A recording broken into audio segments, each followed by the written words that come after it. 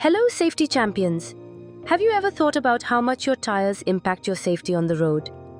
I'm Radiant Raya, and today we'll explore advanced tire safety features, emergency response, and their environmental impact. Your tires are the first line of defense when it comes to safety. Poor tire condition can lead to accidents, increased braking distance, and even tire blowouts. Let's talk about emergencies.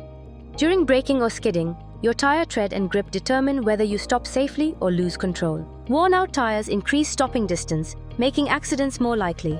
Advanced safety features like ABS, anti-lock braking system, and TCS, traction control system, work best with properly maintained tires. If tires are bald, even the best safety systems can fail. ABS prevents wheels from locking up during sudden braking, allowing the driver to maintain control by pulsing the brakes. TCS prevents wheel spin during acceleration on slippery surfaces by adjusting engine power or braking individual wheels. Together, ABS and TCS ensure stability, but only when paired with tires in good condition. Now, let's look at the environmental impact of tires. Every year, millions of tires are discarded, contributing to pollution and landfill waste. These non-biodegradable materials take centuries to break down.